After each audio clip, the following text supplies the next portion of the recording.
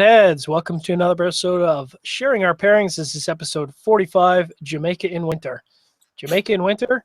Well, there's a variety of reasons for that. We'll get into that in a minute, but thanks very much for all our live listeners out there. Thank you for our podcast listeners, and of course, all of our Armed Forces Radio Network listeners out there who have not turned us off and are still listening.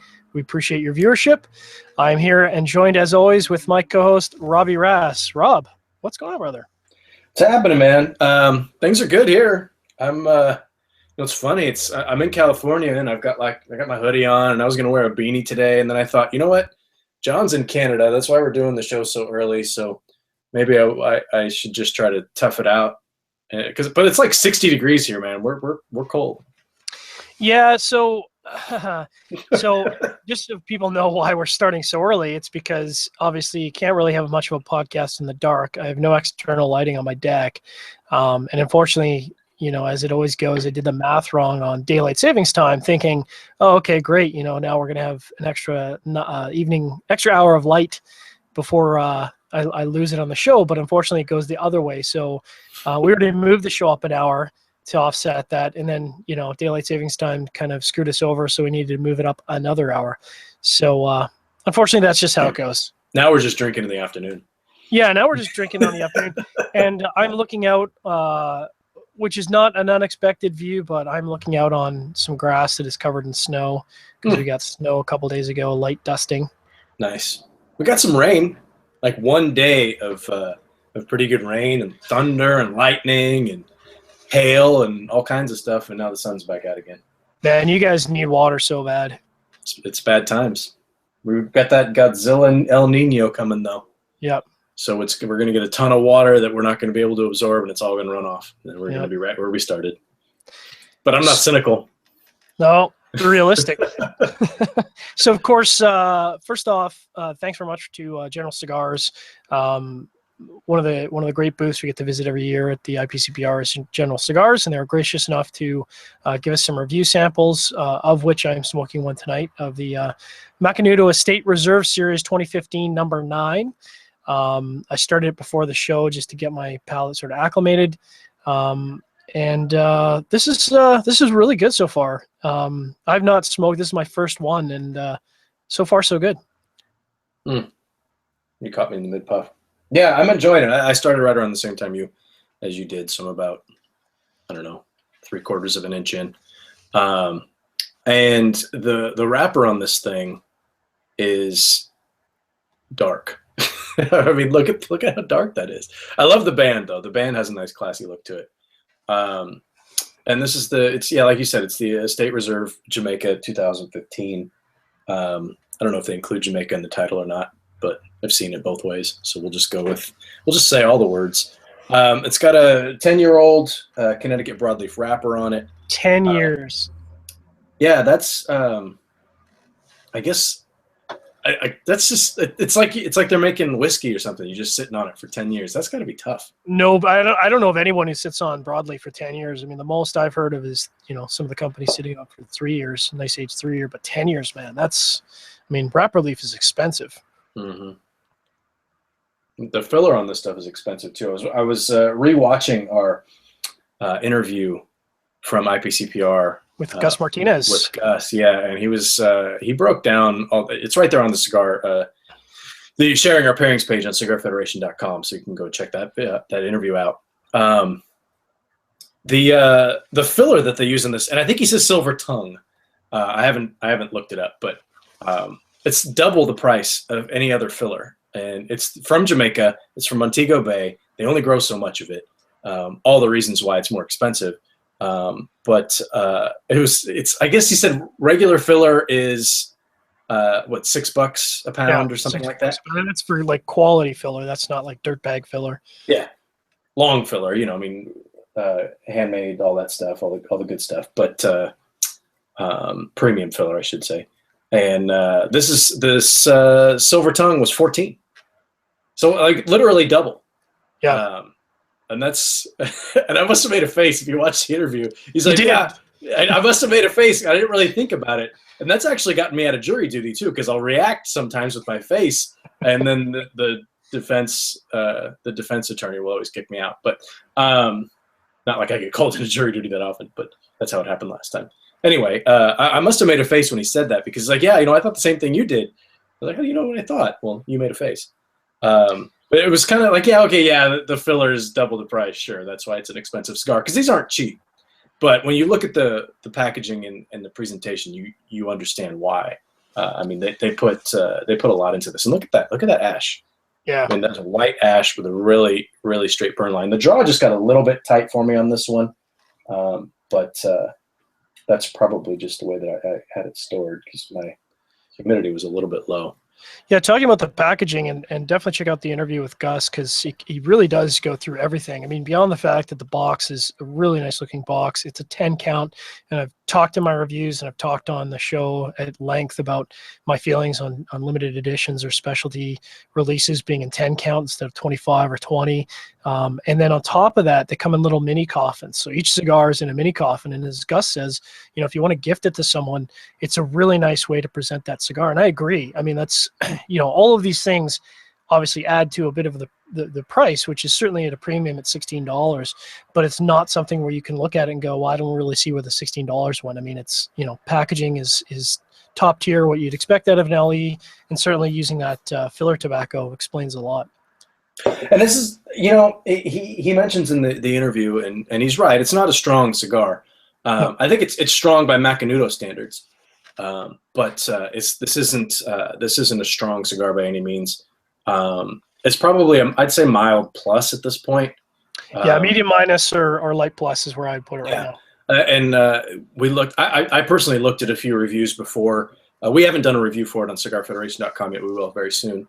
But when we were trying to figure out what we wanted to pair with it, I was looking at some of the reviews just to get an idea of strength and flavor profile. And I think that we did pretty good. I've been cheating and sipping on my first pairing here. And I think we, with these stouts and porters, I think is the right pairing to kind of accentuate the flavor profile we're getting off the cigar. Yeah, I mean, originally, because this is one of the pairings where we actually sat down and kind of went back and forth. And I was originally thinking brown ale, but I think you're right. The nice thing about a porter is you get that sort of the maltiness is a little bit creamier and it's a little bit toasted. And I think you hit the nail on the head with this pairing. I think when I get to my stout, it might be a little strong for this cigar. You have a strong stout. That's I have true. a strong stout. But so far with the porter I've been sipping on cheating, it's good. I'm happy. I'm a little chilly, but I'm happy. All right. Well, let's get started. What's the porter that you're starting with? So I like to do shout outs to local breweries. And first up, I got Ribstone Creek Brewery, Old Man Winter Porter, which, that's kind of where I borrowed some of the winter from. Obviously, the Jamaica is a reference to the filler tobacco. It's a 6.5% ABV, which is kind of about where you'd expect a porter, somewhere between 5 and under 7. Little bit about Ribstone Creek. They are based out of my state, my province, located in I can't even say it. Edgerton. There you go. It's a bizarre town. It's a very tiny town. It's kind of a farming town. They established it in 2009. What was funny is that the 4 guys that started it, Don, Cal, Chris, and Alvin, they were just 4 guys with a dream. They bought out brewery space, and they had no idea how to brew. They had no clue whatsoever how to brew. They had a dream, and you got to respect that. 4 guys putting it out there, chasing the dream. And this was the first offering. You can see it's got that nice dark porter quality to it. But if you look at the viscosity, it's not kind of what you'd expect out of a heavy stout like a 1050. It's still got a little bit of a you can kind of see through it. So it's more like a dark brown ale, which is what I would expect out of a porter. But if this is any indication, it's really good so far. They describe it as having pronounced chocolate, roast coffee notes. It's balanced by light caramel sweetness. And they say with a fruity and roasted aroma on the nose, this well-bodied brew is the perfect companion for a cold winter night. Well, I don't know about winter night, but it's definitely chilly. And, I definitely get the light caramel on the nose. And I think for me, one of the big things about this is the mouthfeel. The malt isn't bitter. It's not super powerful. It's subtle, but it's got a great creamy mouthfeel. And so far, so good with this cigar. What do you got going on for your first pairing there, Rob? Sorry, my dogs are going crazy in the background. There must be somebody knocking on my door. So I'm starting with not local, but local-ish Obsidian Stout from Deschutes Brewery in Bend, Oregon.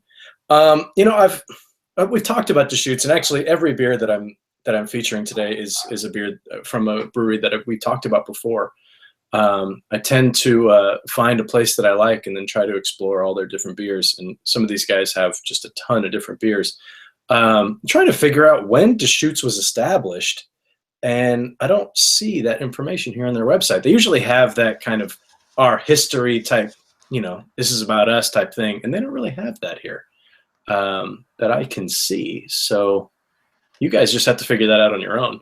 Get your act together, Deschutes. No, their website is really nice. Actually, it's funny because I was going to comment on how good their website is. There's a ton of information here. They just don't want to tell me when they were established or by whom. So the Obsidian Stout, 6.4% alcohol by volume, 55 IBUs, 220 calories for 12 ounces. Hoy, I'm going to have to go run some laps after this. Deep, robust, and richly rewarding. This beer is to linger over. Oh, that sounds kind of creepy. For good times. Like good times. Like what do you like linger over? Anyway, notes of espresso, chocolate, roasted malt, black barley, and a little bit of sweetness. There's a little bit of kind of a little bit of a hoppy bitterness to it as well, which I think the cigar is bringing out. They've got a nice little flavor wheel here on their site. Nice. Of espresso, dark chocolate, and silky, and it's oddly enough they're all equal. So I think they just want to give you an idea of those are the flavors you're going to get in the silky mouthfeel. They've got some recipes on here for stout chocolate brownies. Forget about it. Creole-inspired stout chili. This all sounds fantastic. So anyway, that's some information on that. Deschutes has been around for a while, and I think the Black Butte Porter is one that I've had on the show. Didn't have any in the fridge, so went with the Obsidian Stout. So far, the pairing is really nice. It's a very standard stout. It's not very sweet. It's not super sweet, I should say. It's not like a sweet stout, like a milk stout or a chocolate stout, something like that. Nice coffee notes. There's a little bit of chocolate in there. But like I said, I am getting a little bit of that hop bitterness. 55 IBUs is a little bit high for a stout. So it's got that kind of on the finish. And you can almost smell it too. But so far, so good. Speaking about the Macanudo, we didn't really talk about the release. It comes in 3 sizes. We're smoking the number 9, which is a 5x50 Robusto. Great size for the show because smoking time should be about an hour and a half, roughly. They also come in a number 7, which is a 7x50, so that's a much longer cigar, almost Churchill. And then a number 8, which is a 6x57, so that's a big boy. So far, I'm just kind of finishing up the first third. It's got this really great sweety nuttiness to it, which I assume is coming from the filler. The characteristics I'd expect from the broadleaf are actually quite nuanced, and I think it's kind of one of those things where if you've aged broadleaf for 10 years, I feel like you've maybe gone over the hump, and probably in a good way, where the broadleaf becomes a little bit more nuanced and it's not so bold and in your face. Because I think if you were to put a 2 or 3 year broadleaf on this, it would probably run right over that filler. And obviously they know what they're doing with blending. And yeah, I'm really, really enjoying the cigar. I'll obviously be excited to revisit this and sit down and do a proper pairing with water. But, so far so good. Pretty good. And yeah. And I mean, I'm kind of puffing the cigar, taking a sip of the porter, going back and forth, and I really haven't taken a break. So that's probably a good sign of a good pairing. You were just getting ready to transition to me, and you saw that I was mid sip, so you picked up for me. I appreciate that. We're getting not too bad at this after a year and a half. No, and I agree completely with the cigar. The flavors that we are getting from that filler, that kind of nuttiness, a little bit sweet nuttiness. Almost, I don't know, like a roasted peanut, I guess. Yeah, absolutely. But not like a candied sweetness to it, but more of like a little bit of a chocolate sweetness in there. Yeah, it's like the sweetness. The comparison I would you know, if you grill a steak and the meat takes on this sweetness to it, to me, it's as if you grilled nuts and you get sweetness from the nuts. That's kind of where I'm what I'm getting, at least. Okay, that makes sense. And you're right. I think you're right. You're totally right about the wrapper. If you threw on a 2-year-old Connecticut broadleaf, you just blow that binder out. And at that price, you want to make sure that you're highlighting that binder. That's expensive stuff. But no, the profile and everything about this cigar, it's rich and smooth. It's really rich. You're getting a lot of rich flavors from that wrapper. Almost like a little rich coffee notice in there as well. Which again, this is all being tainted. Tainted isn't the right word, but the beer is playing into this as well, because the notes that I'm getting from the beer are kind of coffee and chocolate as well. So this is one of those pairings we've talked about in the past where it's these aren't really contrasting flavors. These are very similar flavor profiles that we're getting from the cigar and from the beer, and it's working. I think it just makes it overall a pleasant experience, as opposed to, you know, highlighting the cigar or highlighting the beer. I think they complement each other really, really well. I'll talk about some alternative suggestions right after this break. Thanks very much for tuning in to Sharing Our Pairings, episode 45, Jamaica in Winter. If you're tuned in live, thanks very much. Make sure to get your questions in through our Google Plus page. Appreciate all of our Armed Forces Radio Network listeners out there, wherever you are in the world. Hope you are staying safe. And of course, our podcast listeners, we know you guys are out there all the way from Sweden to Hong Kong, from Australia to Iceland. You're all over the place, and however or wherever you're tuning in, we certainly appreciate your viewership. As you were talking about the pairing being complementary, and I think, you know, we've talked about this over and over in the shows, and it might be a case of being almost too complementary, where they're not dissimilar enough to pull some of the nuances of the cigar. And as you were talking, I was kind of thinking, you know, what other options could you go with? And I think for me, because I do have a few samples, I might try some experimentation with, I think a cognac would be really interesting. Immediately my head went to a port, like a tawny port. I think would be really, really rich with this. And then if you had a really high-end whiskey, like a really delicate whiskey, nothing sherried, like just a straight bourbon cask or maybe a sauterne finish, I think that might be really interesting with this as well. So it's tough because you don't want something too dominant flavor profile, because I think, you know, these flavors are nuanced and delicate, and it'd be very easy to run it over with a beverage that's too strong. A bourbon that stands out in my head that I think would go well with this, because it's got kind of a sweet profile, is a Basil Hayden's. Yeah. I think that would be kind of nice, because it's not too spicy, and it's got a little bit of sweetness in there that I think the two would mirror each other and go quite nicely. But I think you're right. If you went with anything too spicy, if you went with a big heavy bourbon like a Booker's or something like that, you're just going to blow it right out of the water. But you know, something that's got, just like you said, a nice delicate profile, similar to a Basil Hayden's on the sweeter side. I think that'd be pretty good. I think you're on to something there. Tripp's commenting in our chat here. He says he thinks Deschutes was started in 88 or so, maybe somewhere between 86 or 88. And Tripp's usually on point. So well, he sounds good to me. He lives in Portland, so he should know. He's pretty close. You'd think that he would know, but you think I would know too. So who knows? But yeah, no, that sounds about right. They've been around as long as I've been enjoying craft beer. So that's at least the last 5 years, 6 years, 7 years. Before then, I just drank Pabst and Swill, Coors Light. So moving on to our second pairing, because we do have 3 pairings tonight. Keep ourselves warm on this California winter night. I have gone with, now I don't know if I can say this on the podcast, so I might be creating work for myself later, but this is Harvest Moon Brewing Company, and it's the Pig's Ass Porter. Can we say that on the Armed Forces Radio Network? Sure, it's the name of a product. The name of a product. So what's funny about this is I ran into this at a local pub. I went in and, you know, I'm sure you do the same thing where you're maybe looking to fill out those untapped badges, but also looking to try something a little different. And I saw this on the menu, and I thought, you know, that's really interesting. I've never even heard of the brewery. And I had it, and I was, you know, got the glass brand there, which I probably shouldn't, but that's all right. So it's, you know, again, it's a porter. It's exactly what you expect out of a porter. It's that dark ale color. It's not quite approaching stout. And I found it very rich, and I immediately went on to local search site we have in the city to find particular beers, and managed to find it out of, as it always turns out, some little corner store that I'd never been to. And sure enough, stacked in the corner of their walk-in, they had this beer. A little bit about Harvest Moon Brewing Company. They don't have a lot of information on their website about themselves, but they opened in 1996. They're located in Belt, Montana. And kind of like whiskey companies, they picked that area specifically because of the water source. They feel the water quality there is exceptional. Of course, there's lots of grains being grown in the area, so it's perfect for brewing. And the name of this product came from the fact that they give their mash to a local pig farmer when they're done with it.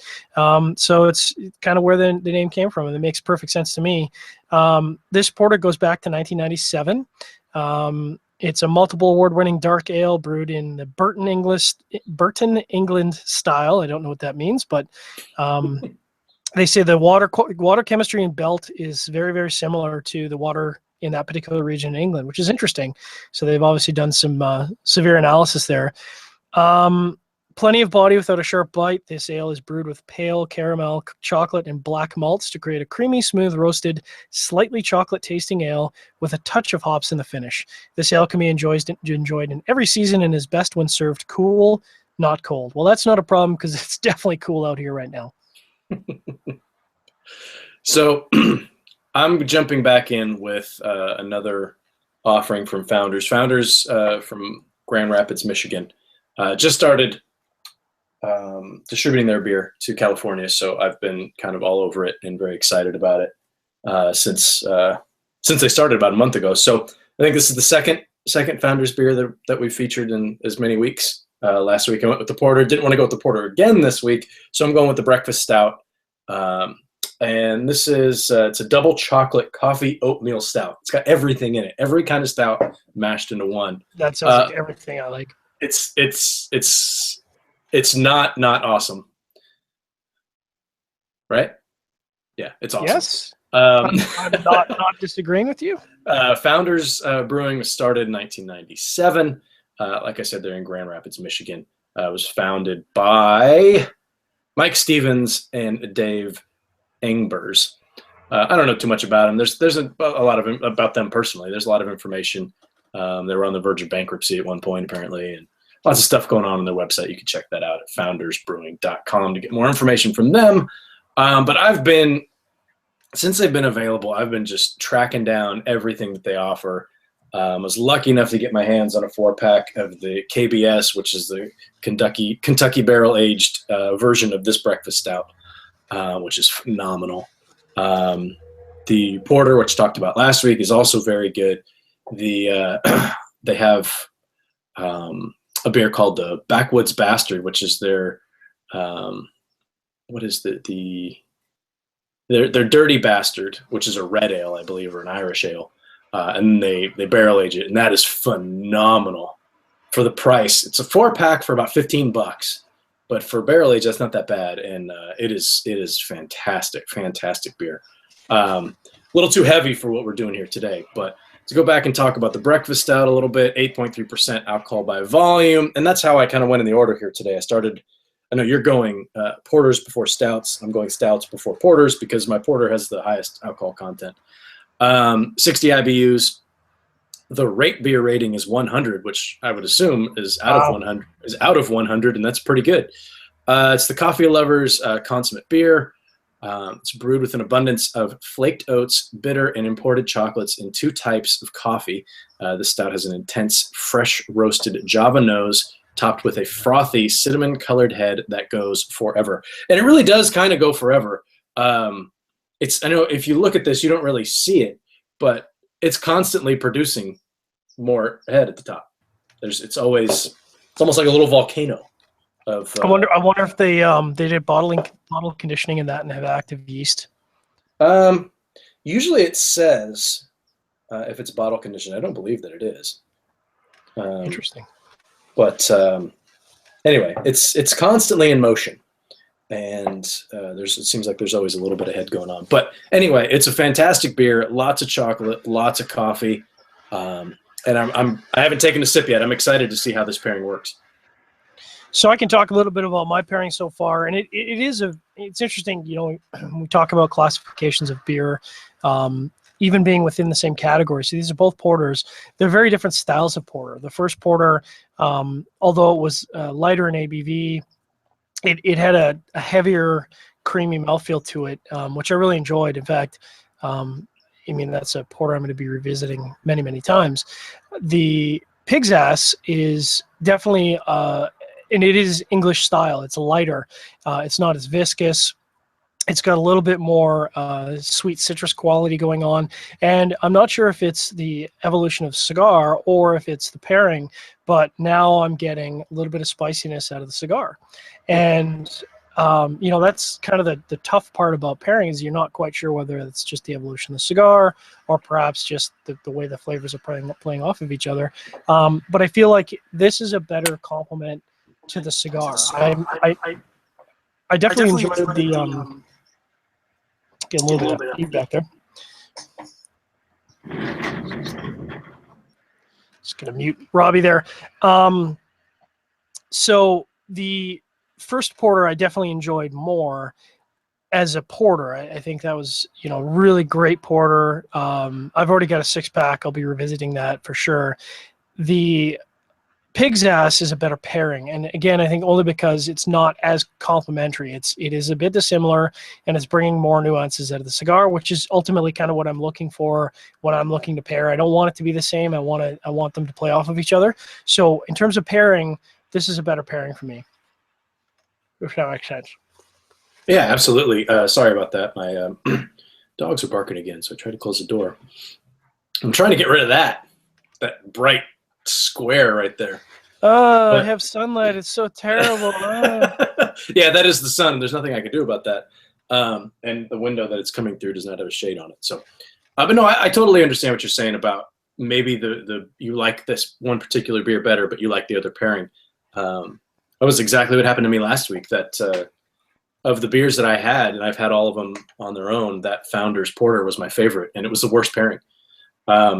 This pairing with the Breakfast Stout, getting a bit more coffee bitterness than I was before. And I'm actually getting a little bit more spice out of the cigar as well. So I wonder if that has anything to do with where we are. I'm right about the midpoint here, and the spice is picking up a little bit.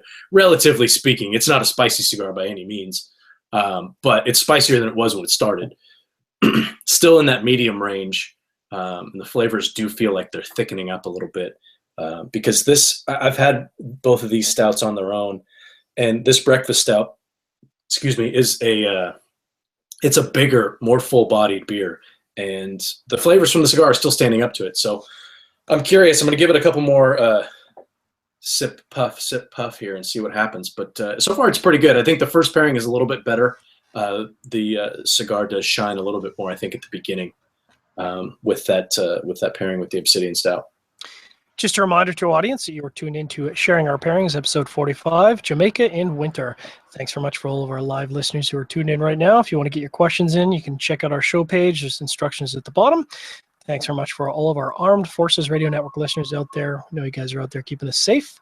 And thanks so very much for our podcast listeners. You guys listen to us in droves, and we definitely appreciate it. Talking about the Macanudo State Reserve Series 2015 number 9. And one of the interesting things is this was a original release in 2014. It was the commemorative release of 45 years in tobacco, and they had a huge demand. They brought it back, but they did tweak it, which, I know there's a lot of people out there that have very strong feelings about limited production cigars and then turning around and bringing it back, and all of a sudden it's not limited production. But I think this is reasonable and fair to me because they're not just bringing back the same cigar. They brought back a different version of the cigar. It's still limited production. I think it's only 1,800 boxes in each size, so that's pretty limited. And they did a reblend. So it's it's homage to the last year's cigar, but it's not the same cigar. And what's wrong with doing a yearly limited release though? I mean, they made this cigar, and it's clearly limited by the filler tobacco that they use. And maybe there's X amount of filler tobacco that they can use to make X amount of cigars every year. I don't have a problem with a cigar being a yearly limited release. It's the same blend every year. Like if this cigar came out again next year, limited to the same numbers and it was the same blend, I don't think that would bother me.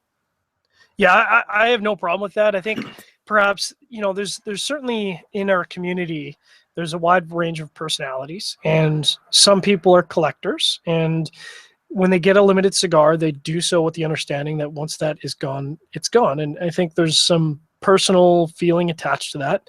And that's fine. And I think, people maybe get a little bit upset when all of a sudden it's now available again the next year. So they kind of maybe feel a little bit ripped off. But I'm of the opposite tact. I think it's great if a limited edition cigar comes back, because it just means that more people have a chance to try it out. And ultimately, don't we all want to have the ability to try something we haven't tried before? I mean, for me, obviously as a cigar reviewer, we get that chance all the time. And I love trying new stuff. I mean, I like trying new beers. I like trying new whiskeys. And I love trying new cigars.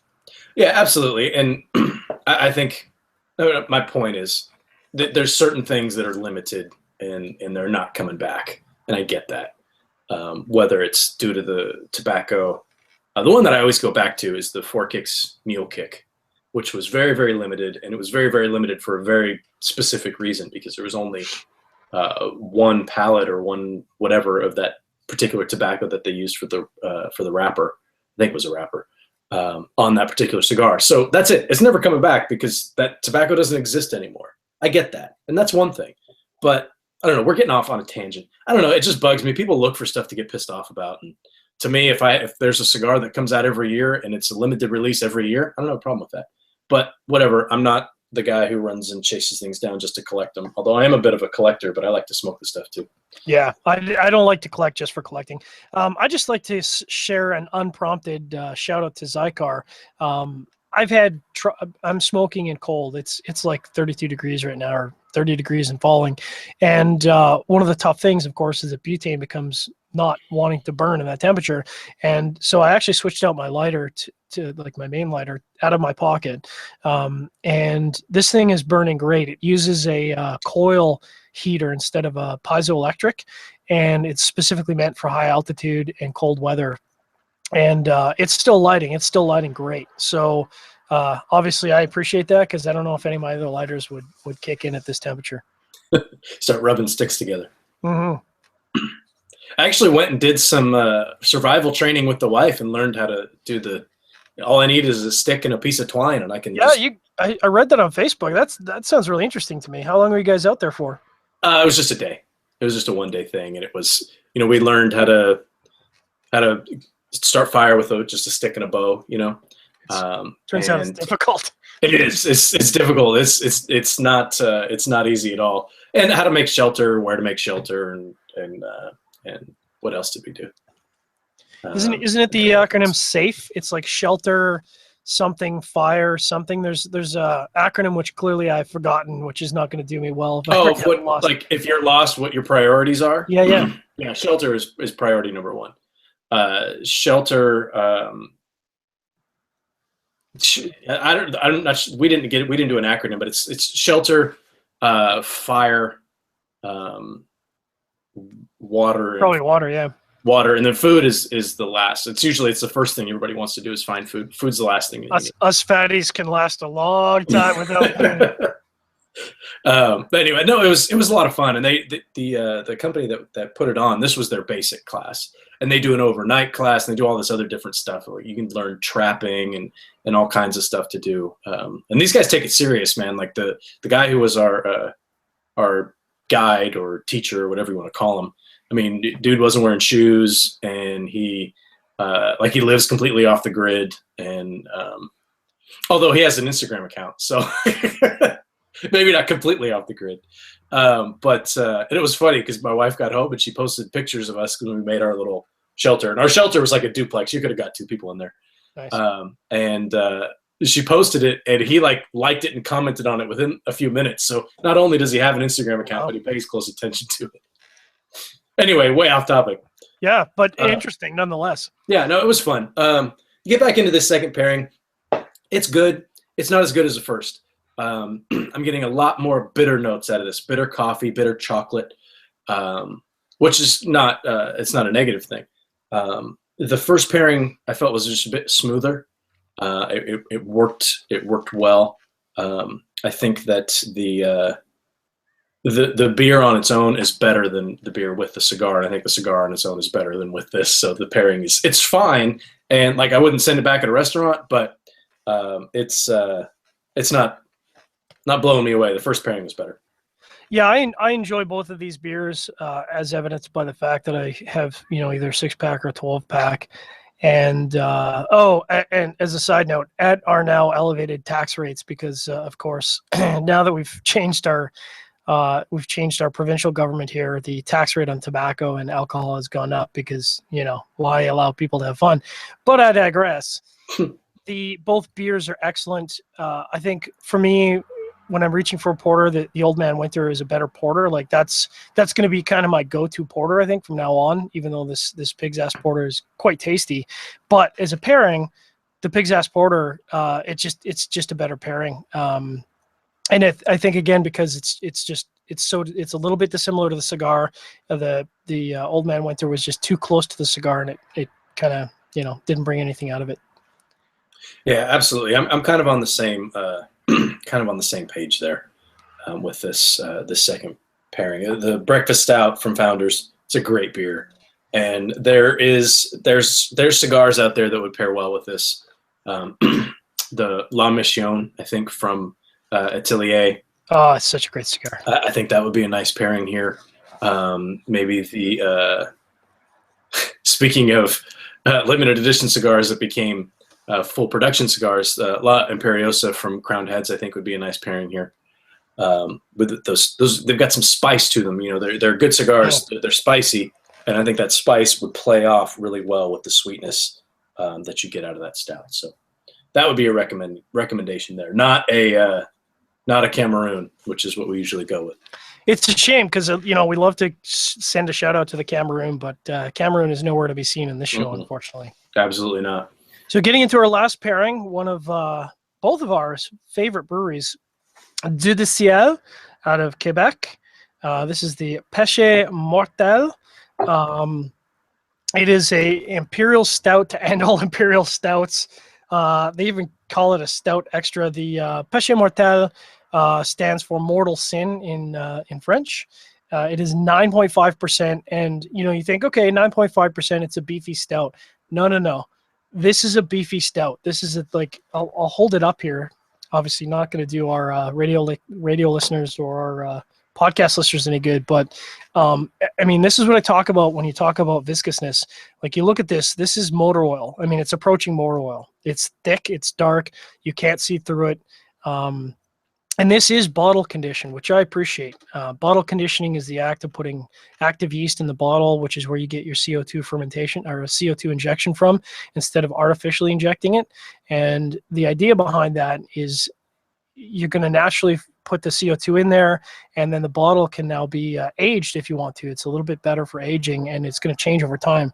And I mean, speaking about this beer, I've got it held away from my face here about 1.5 feet, and I can smell it. I can smell the malts. I mean, it's chocolate. It's like toasted malt and caramel and chocolate. I mean, this is a big, beefy stout, and I'm afraid that it's probably going to run over the cigar. A little bit about Dieu de Ciel. I think this is the first time I've actually had them on the show, which is a shame. They started brewing in Saint-Germain, Quebec since 1998.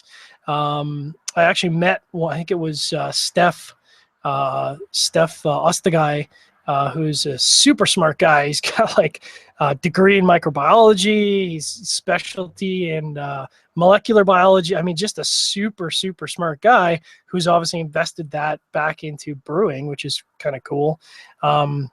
Already mentioned that Péché Mortel is French for mortal sin. They call it an intensely black, intense beer. No question about that. Very pronounced roasted flavors. Again, no question about that. I can smell this thing held away from my face. Fair trade coffee is infused during the brewing process, which intensifies the bitterness of the beer, gives it a powerful coffee taste. I'm a big fan of that. It's a brew that's meant to be savored. We invite you to drink it in moderation. Hey, us too. So I'm going to take some sips, and you're going to see my eyes flutter a bit because I've been very much looking forward to this all night. That is a phenomenal beer. That's fantastic. When I saw that you were pairing with it, first I thought, wow, that's a little bit aggressive. Oh, Melanie. but it's so good. I think that I've paired with that on the show before. I know that we've had the Aphrodite on, and I won't shut up about that beer. It's one of my favorites. But I think that I paired with the Péché Mortel on the show before, but I'm not sure. It would have been a while ago if I did. But very good choice. I'm curious to see how that works out. My final pairing, this is my only porter of the evening, also the strongest beer that I'm having of the evening, from another one of my personal favorite breweries from Ballast Point. It's the Victory at Sea porter with coffee and vanilla. It's an imperial porter, of course. It's, let's see, there's some specs on that. 10% alcohol by volume. This beer does not mess around. 10%, 60 IBUs, and it's limited availability. It's limited to like when it's released. It doesn't really say, but it's more of a fall winter availability on this one. 12-ounce bottles, 22-ounce bombers, and it's on draft as well.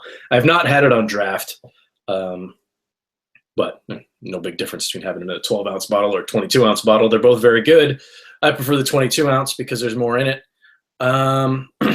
Let's see, it's bold, smooth, brewed with just the right amount of sweetness. It's got a nice sweetness to it. That vanilla, there's some chocolate in there as well. That tastes really, really good. It's got some of San Diego's own Cafe Calabria coffee beans, subtle roasted notes, and minimal acidity of those cold brewed coffee, which John, someday you'll have to explain that to me. Balances perfectly with the sweet caramel undertones of the malt, creating a winning combination for your palate. This is a really, really, really good beer. I'm spoiled because Ballast Point is down in San Diego, so I can go down to the shop, and so it's kind of surprised me to see this was limited because I can get it whenever I want, and this is a really good beer. I find myself going back to it time and time again. At our recent Halloween party we had, this was one of the beers that we had. It turned out that we thought we had more stout drinkers at our party than we really did, so I ended up with all the extras. So that's not too bad. That's terrible. It was unfortunate. I didn't plan on that at all. So a little bit about Ballast Point. I've talked about them before. I think I had their Commodore Stout last week. Started by Jack White back in 1996. In 1992, Jack opened the Home Brew Mart in San Diego, which basically sold all kinds of stuff for home brewing. He was big on home brewing, wanted to turn that into his career. So about the same time, he started going to UC Davis to work on his Master Brewer certificate. And soon found a collaborator in Yusef Cherney, a fellow home brewer. And he was the first employee this is a fun story. He was the first employee at Brewmart. So they worked together. Ballast Point started in 1996. Ballast Point's actually more known, I think, for their IPAs. But this is probably one of my favorite beers from them, the Victory at Sea. Although if you get, John, as you know, if you get your hands on some of their IPAs, have you had them yet? I have not. You got to drink them, man. Don't let those IPAs sit around. They're that Sculpin IPA and then the grapefruit, forget about it. Those are good beers. Anyway, so I've already been kind of sneaking some sips here, and this pairing is pretty good, but I want to hear about yours. So I'll talk a little bit about that after this station break. You are tuned into Sharing Our Pairings, episode 45, Jamaica in Winter, and it's definitely winter. Thanks for all our live listeners tuned in, and of course our Armed Forces Radio Network listeners wherever we are in the world, and our podcast listeners. Appreciate you guys too. We're smoking some Macanudo Estate Reserve Series 2015 number 9, which has got that magical Jamaica filler in it, with a 10-year Connecticut broadleaf, which is, as Rob said, I mean, this thing, it's dark. I mean, you look into this too long and you might lose a piece of your soul, but it's tasty. And you know what? I really do dig the band. It's kind of that throwback where it's elegant and classy. It's not overstated. It's not huge. It's subtle and classic, and I like it. It's tough to photograph in the light, though. It really is. I'll tell you that. There's a lot of gold leaf, and gold leaf on silver is it looks really nice. I mean, I don't know if you guys can even see that.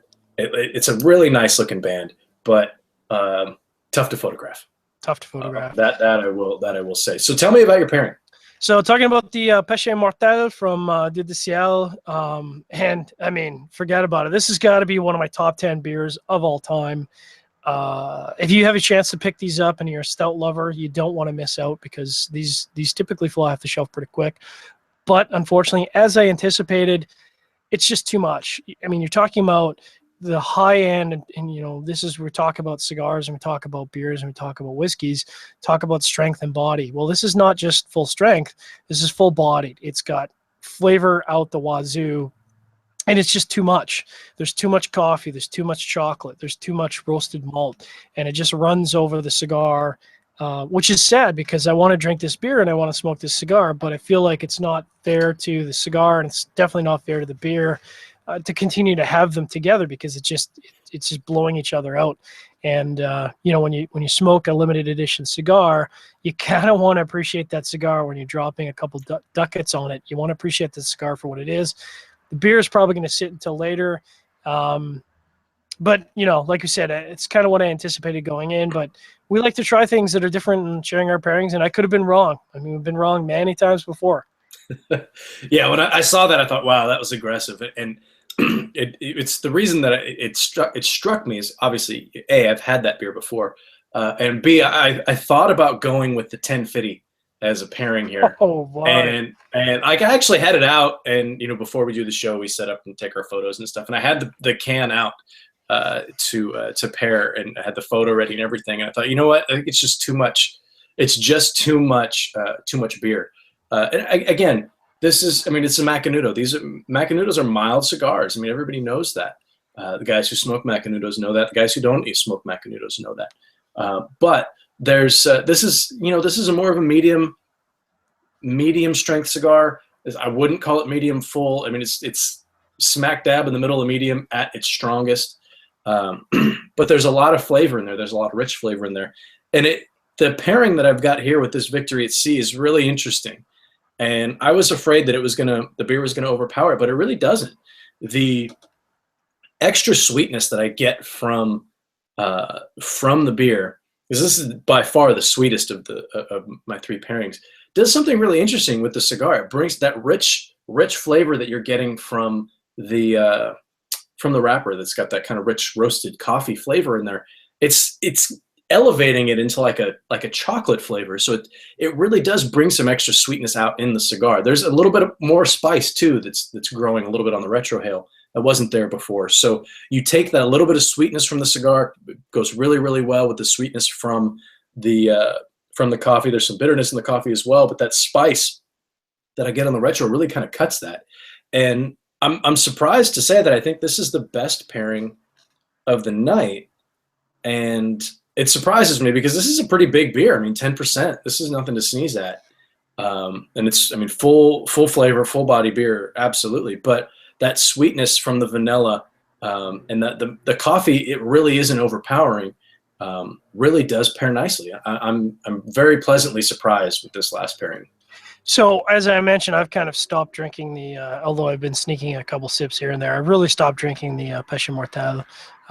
It's a delicious beer, absolutely one of my all-time favorites. But you know, I really want to enjoy this cigar, and I think since I've stopped, my palate's kind of rebounded a little bit. I'm getting a little bit of citrusy quality out of the cigar, not a sharp citrus, but like a sweet citrus, so almost like a tropical fruit citrus, which is great. I mean, this cigar has a ton of nuance and flavor, and I really am looking forward to sitting down and giving this a proper review that's proper due. I think, you know, we've talked about it so far in the show. There's a lot of things that would go well with a cigar. We kind of push the envelope a little bit. The porters are great. The porters are a no-brainer, and I think you could probably expand that. But as Rob was saying, the normal lineup within the Macanudo line is typically well known for being light cigar, and this is, I think Gus was saying in the interview, this is one of the strongest cigars they've blended within that marca, as you were, and it's definitely firmly in the medium body line. And I think this is probably although maybe a little pricey, an excellent way for someone who enjoys, you know, full-bodied, or who enjoys light Macanudos. If they want to step up to the next level, this is a great cigar because you can retrohale this cigar and it's not going to bite you. It's got a lot of flavor without being in your face. I'm not getting a ton of tobacco strength. And, you know, even though it's a Connecticut broadleaf, and even though this broadleaf is very, very dark, it's subtle, it's good, it's complex without blasting your face off. I was thinking the same thing. It's a unique cigar in the sense that it could take the regular Macanudo smoker, and you know, whoever that is, you know, somebody's always going in there picking up their box of Macanudos. Try this one, and maybe it'll open you up to trying some other things, some other cigars that have a little bit more strength to them, a little bit more body. But at the same time, I think it could take the guy who, I only smoke Nicaraguan cigars, or you know, whoever that guy is, and introduce him to something that's maybe not as strong as what they're used to, but you can still go with a cigar that doesn't have a ton of strength but has a ton of flavor. And there's a lot of flavor in the cigar. There's a ton of flavor in here. So I think it's a really interesting it's an interesting release from a brand like Macanudo that has the people who definitely smoke it all the time. And I mean, I'll be honest, I haven't smoked a Macanudo in a long time. And I'm really impressed with this cigar because it has so much more to it than I remember other Macanudos having. So, I mean, granted, it's not the regular release, but there's a lot of complexity in there. There's a lot of flavor in there. Not a ton of strength, a little bit of spice. This is a really good cigar. Yeah, and I think, you know, we didn't talk at all about this, but this is even a cigar I think that might, for the non-alcoholic people out there, this would be a good cigar with a tea. I mean, there's a lot of different teas like a Rooibos or even maybe a Lapsang Souchong, which is a little bit smoky that probably might go with this. This would be a great cigar with a coffee. I mean, I would absolutely tear up a coffee in this cigar. And like I said, I've got a couple. I'm going to do a review, and I might revisit the pairing with a couple different things just to see what stands out. I think for me, a port is probably at the top of that list because I think this is a cigar that would go really well with a tawny port. A light, delicate whiskey would be really good. For me, the pairing of the night was absolutely the Harvest Moon Brewing Company's Pig Ass Porter. Although as I said, the Ribstone Creek Winter Porter, the Old Man Winter Porter, was a far better beer for what I enjoy. The Pig's Ass was a better pairing. And sometimes we come across that, Rob was talking about last week, where you take a favorite beer and you pair it with a particular cigar, and maybe that's not the best pairing, even though individually they're great products. Yeah, it's funky because whenever I'm looking for something to pair during one of our shows, and we still got a few minutes, so I'm going to ramble here. I'm torn between, do I want to pair with something that I've never had before, or do I want to pair with a beer that I'm familiar with? And I think there's pros and cons to both sides. I've actually got another porter in there, a chocolate shake porter from a brewery in Colorado that I can't remember their name right now. And I grabbed that, but I only have one bottle. They don't distribute it here in California. It was a buddy of mine gave it to me. CigarFederation.com member actually gave it to me. And I wasn't really ready to crack it open and do it and use it for a pairing. But in a way, there's some pros to that. You know, I don't go in with a preconceived notion of what I expect out of this beer. So if like, for example, with the Breakfast Stout, I know that's a phenomenal beer. It's one of the best stouts I've ever had. I really, really enjoy that beer. Granted, my stout knowledge, it's growing, you know, but that is one that I really, really enjoy. And you go into it and your expectations are going to be higher, right? Because it's something that you have a personal tie with. I really enjoy this particular beer, and I seek it out whenever I can get it. So to have it and then to pair it with something, and then maybe it's not quite as good, that could kind of taint your outcome a little bit, I think. So I don't know. I think there's pros and cons, and you go into something with a beer that you've never had before, and you know, maybe you can get surprised a little bit. But at the same time, I've had Victory at Sea plenty of times, and I love it.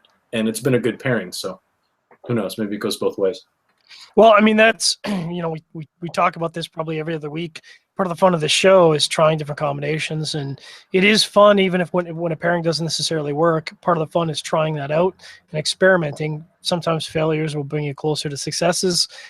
In this case, I think porters are a no-brainer. I think you could probably get away with a lot of different porters in this cigar, and there's a lot of different things out there that'll probably pair well as well. without running over the cigar. But I think the word of the day is you got to be careful because you got to match strength with strength. And obviously I went overboard with the stout kind of on purpose, just to see how that would stack up. And, ultimately it didn't work out, but that's okay too. Yeah. And yeah, I would agree. And pairing it with this Victory at Sea and the coffee flavor that you get out of that, I really do feel like this Macanudo Estate Reserve would pair really, really well with a coffee. Maybe that Nicaraguan medium roast from Twin Engine that we've had, that we've paired with a few times. That would be really good. I think that might be a nice pairing because that's a really smooth coffee. It's not bitter at all. It's not very acidic, so it's got nice flavor to it. It's robust, but it's not overpowering, and I think that would really enhance the cigar, bring out some more of that spice that we were getting.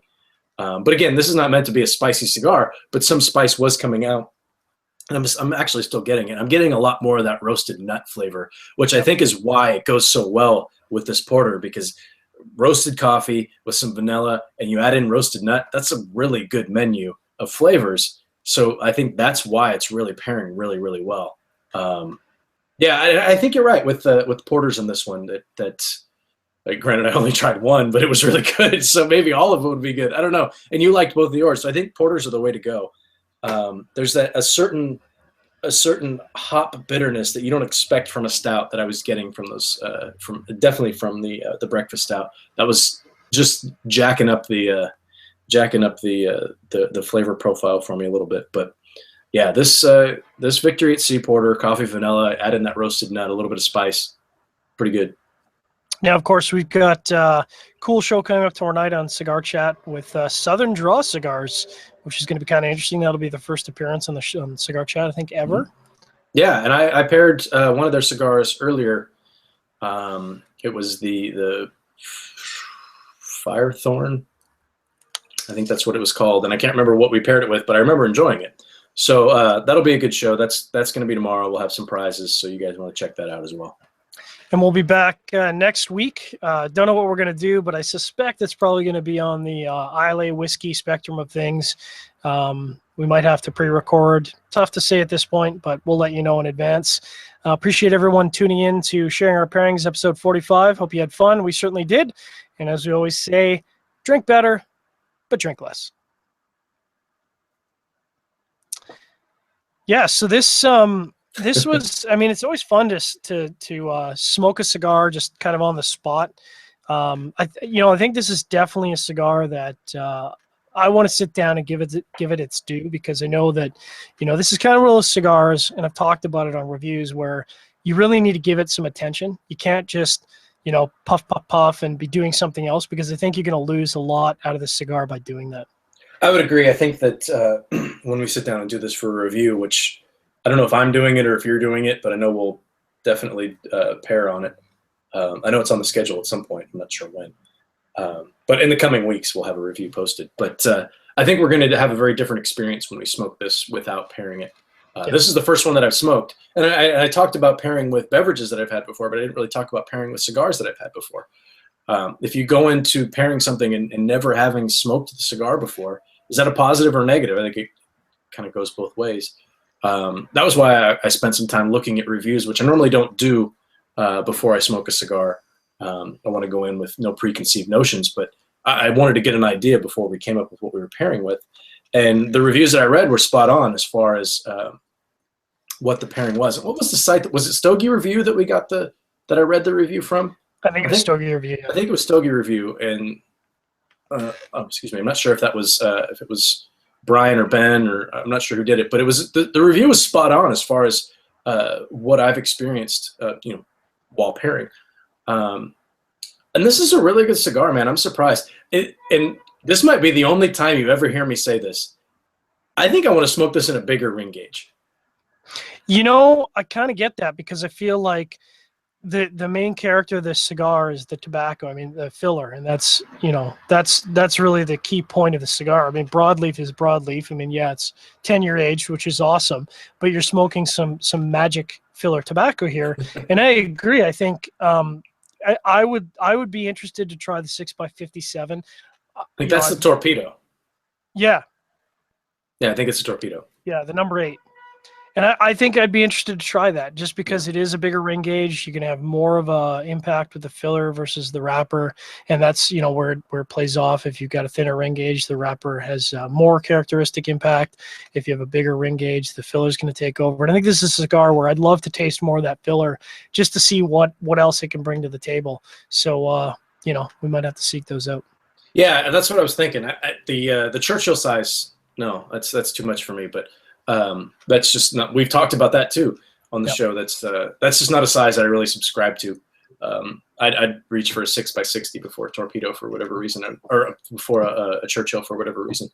But I don't normally reach for either one. But the Torpedo size, I know was it 6x56 you said, or 58? 6x57, yeah. That's a. So I don't even know what that would be. It's like a. I'm not even sure what that's almost. I mean, it's like a Robusto Gordo, Robusto. It's like a Gordo, but it's in a Torpedo Vitola. So I don't know if you'd call it a Torpedo Gordo but a 57 ring gauge is kind of weird too. It's a little odd. Anyway, that I would be curious to try that size. The samples that we received were all in Robusto, so that's what we're going to be reviewing. But I'd be curious to maybe revisit this in another show and pair it with coffee. Yeah, just to see how that goes. But no, I mean, down to the freaking nub here, and I really enjoyed it. It's one of those cigars that I think I could easily smoke this at any point during the day. I could smoke this while I'm working, which would be kind of a waste because I'm not really focused on it. But yeah, this is the kind of cigar that I would like to have a ton of. It's a little bit cost prohibitive to do that, but this is the kind of thing that I could find myself reaching to more and more, and definitely a transition type cigar from a guy who really I've only smoked mild stuff, a lot of Connecticut's, and smoke some Macanudos and things like that.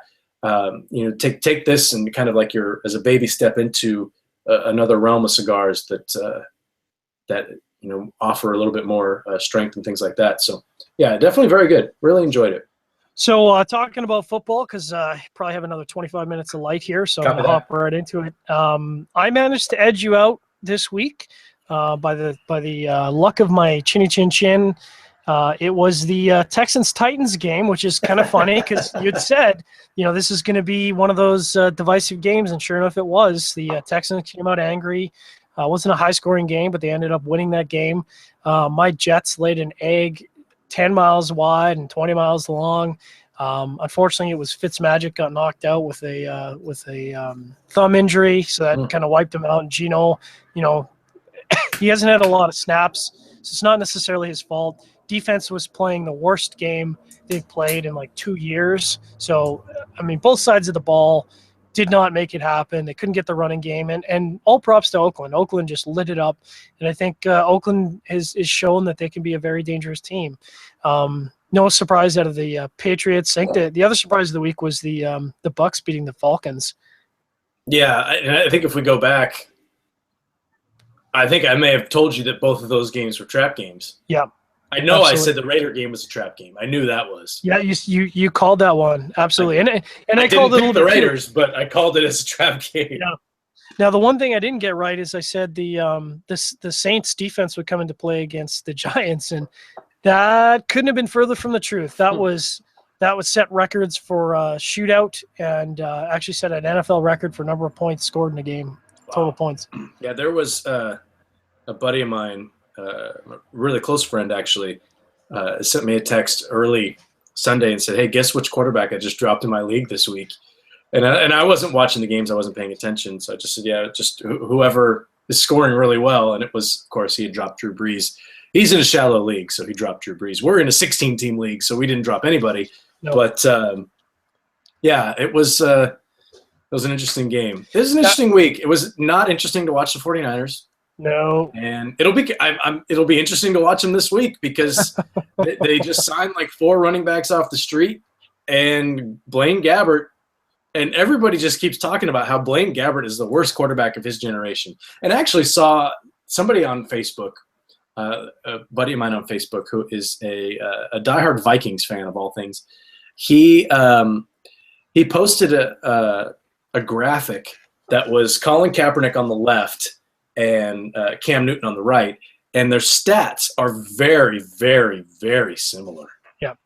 But Kaepernick is 2-6 or 1-6 or whatever the hell they were, and the Panthers are undefeated. So it's funny how it makes it. I mean, record is all that matters. Yeah, their passer rating was similar. Their yards were similar. I think the only thing, I think Cap threw fewer interceptions, but Cam Newton had more touchdowns. I don't know. It's funny when you look at that and you think, wow, those two quarterbacks, neither of them are very good, but their teams are very, very different. The interesting thing was the Packers made the Broncos look good. Yeah.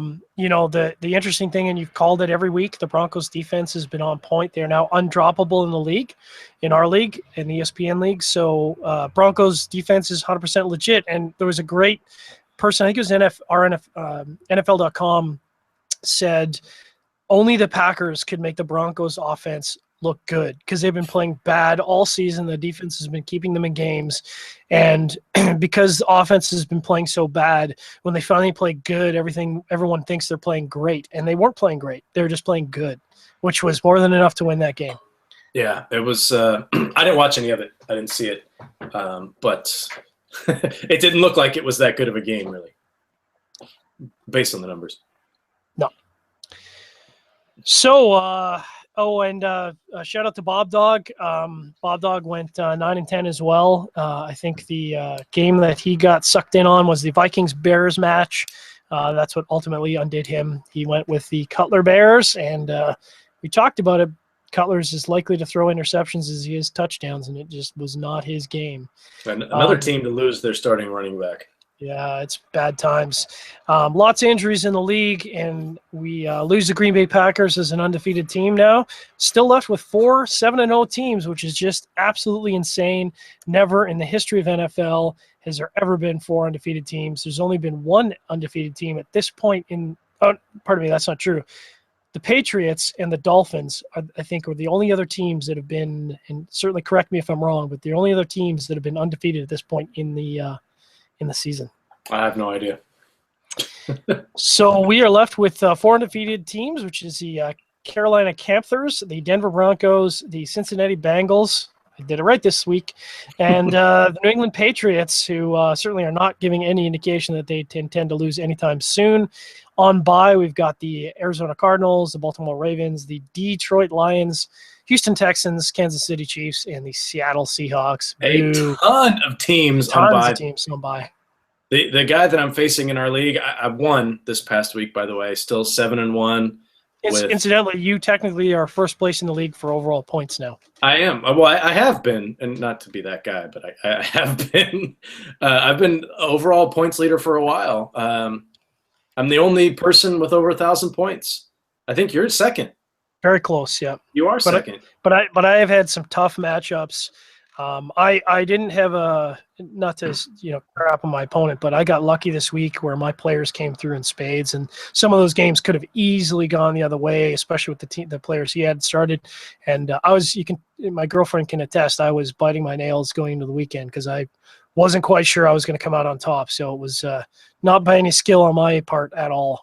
So just there's an interesting note on the payout of our league, because this is a Cigar Federation league. Everybody puts in 5 cigars? Yep. So whoever wins cigars. It's not a money thing, but it's just for fun, really. But it's the highest point total during the regular season that wins. Well, they win 10 cigars, and then then the playoffs after that. So it's the highest point total. Doesn't matter what place you're in. Matt again pulled out a win this past week by, I kid you not, 1 point. 1 point. That makes for an exciting week. He won by 1 point, but he lost Le'Veon Bell, so we'll see how that works out. That's going to be tough. But yeah, there's some really good teams. I think that I look. Matt has a good team. Marty has a good team. The Champagne campaign is a good team. I think I have a good team. You have a good team. Wizzy won. Yeah, Wizzy won, and that's Kevin Browning. He's got a good team.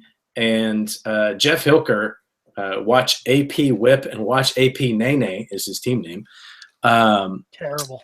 is he's got a good team, and he just added D'Angelo Williams. So he has a good team, and he just got better.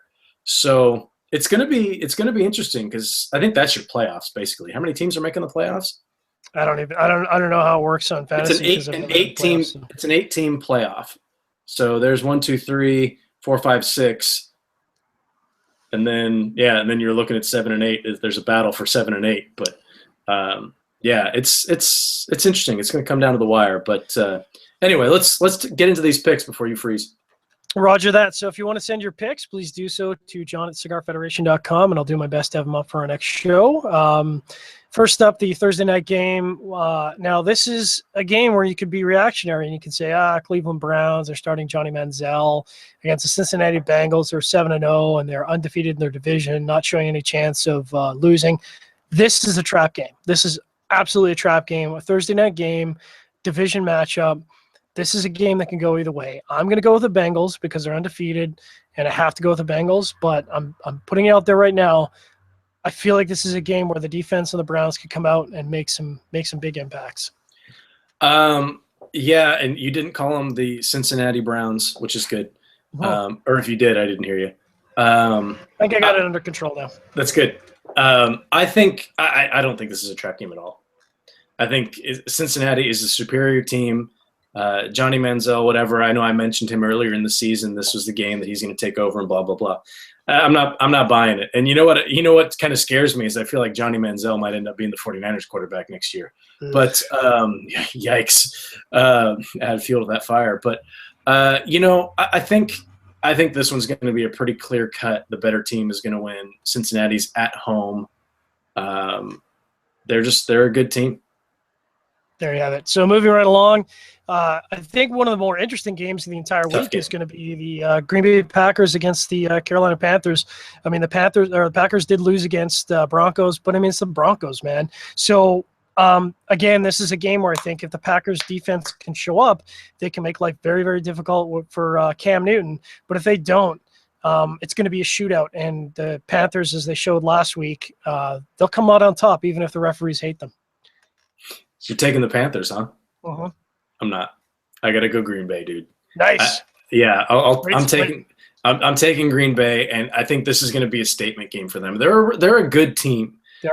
They haven't really put it together yet, and they're 6-1 or whatever the hell. So if you can be that good and have not really put it together yet, I think that this is the week that they put it together, and they're going to be a little bit pissed. They lost last week, put it together, and beat the Panthers.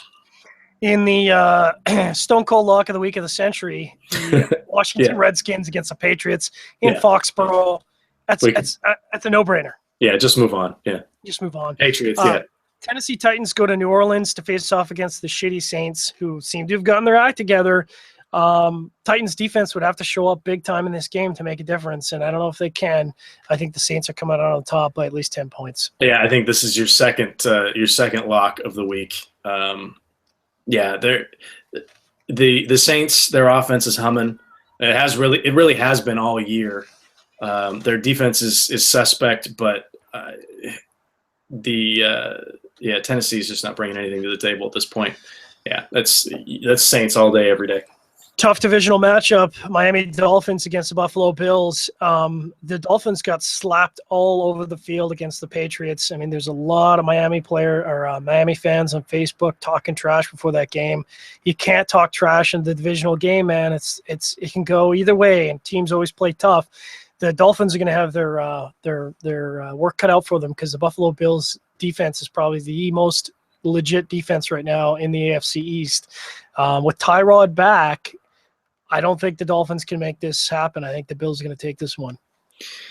Yeah, I think this kind of falls into the category of take whoever the hell the home team is, and it just happens to be Buffalo. I think Buffalo's the better team anyway.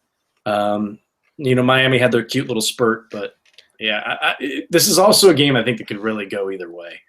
I'll take Buffalo just because they're the home team at this point. Fair enough. In a game that a lot of people probably don't care about, but I think could be a really interesting game, the St. Louis Rams travel to Minnesota to face off against the Vikings, and I still haven't got my head wrapped around the Vikings. but they keep winning games. And that being said, the Rams have won some games and very definitively. And I feel like, because I've already talked about trap games, I feel like this is the other trap game of the week. My gut says to go with the Rams, but my brain says I got to go with the Vikings. So I'm going to go with the Vikings. Yeah, I don't think the Rams are that good, man. I watched them play last week, and yeah, they beat the 49ers. But, I mean, until Todd Gurley is legit. I mean, that guy's he's the truth, man. He is the classic running back. And until he busted that 71-yard run, they just weren't doing anything on offense. Granted, they won 27-6. I don't think the Rams are that good. I do think the Vikings are a pretty good team, man. Their defense is solid. They're not spectacular, but I don't think they've given up more than. I mean, they haven't given up more than 20 points this season. That's correct. They're the only team, I think, to do so. And they've given up 20. I'm looking at the record right now. They gave up 3 points, 16, 14, 20, 10, 19, and 20. I don't even think this will even be close. Are they at home? They're at home. Oh yeah, I think that's Vikings all day.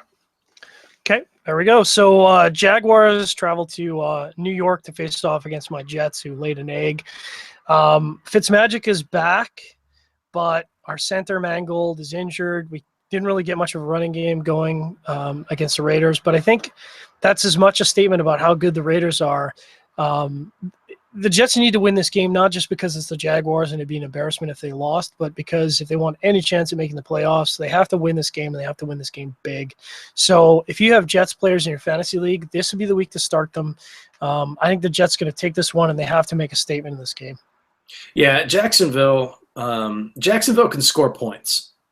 Their offense is pretty decent. They've got a couple of nice wide receivers. They've got a quarterback who's kind of coming into his own. The problem is they give up a ton of points. So it's you need a little bit of defense, and they don't really have it.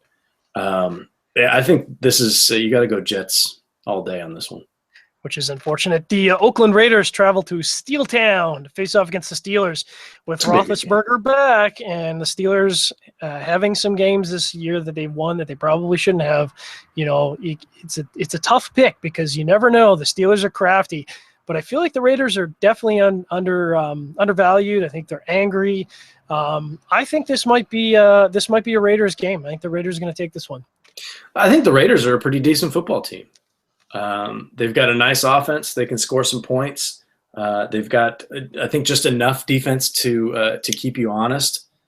But I don't know what I don't feel like we've really seen the real Steelers. You know what I mean? Like I don't know what to make of the Steelers. I mean, yeah, Big Ben came back last week. He looked rusty. Yep. But after a week of practice, they lost Le'Veon Bell, so that's tough. But they've still got D'Angelo Williams, and he looked good the first couple of weeks. So they haven't been healthy. I think they're going to have to air it out a little bit to win. I think this game could go either way. I don't really know. I honestly don't know what to make of it. Who did you pick? You picked the Raiders? I picked the Raiders. Raider Nation! All right, I'll take the Steelers then. All right. In the upset game of the week, the Giants travel to Tampa to face off against the Bucs. And this might get me into a bit of trouble, but I'm going with the Bucs on this one. I think their defense is going to expose the Giants. I think this is the kind of defense that Eli struggles with. And I think they're going to expose the Giants. Yeah, I don't know much about Tampa Bay's defense. I don't know what the hell to make of the Giants. I mean, they're 4-4 and they're leading their division. Man, the NFC East sucks. I feel like the Giants give up just a ton of points, and Jameis Winston's starting to look pretty good. It's usually takes a quarterback a couple of years, but he's looked pretty good after these last couple of weeks. Coming off a big win against the Falcons, it wouldn't surprise me to see Tampa Bay win this game. They can run the ball all day. They're at home. Yeah, I'm going to take Tampa Bay. All right. The Falcons face off against your 49ers. Yeah, Falcons and Devontae is a must start for me this week. It's a must start for you every week. It's true. That's the only reason I win games. Thank you, Devontae. Well, you had Jacob Tammy last week that helped you out too. But up until that point, he and that was a risky start because I started him over. I actually dropped Heath Miller earlier in the year because Heath, without Roethlisberger, wasn't doing anything, and I was really struggling at tight end. I was looking at potentially doing some trades because I'm really, really tough at tight end. I'm only putting up maybe 10 points tops, but he really came out and had a huge game. And I feel like this is another one where they're going to rely on Tammy to score some points or at least get some movement downfield. So I'm starting all my Falcons. Spoiler, and I think the Falcons are going to take this game. Yeah, I'd start all my Falcons too. I'm starting Julio Jones because you start him. Doesn't matter who they're playing. Doesn't matter who they're playing against.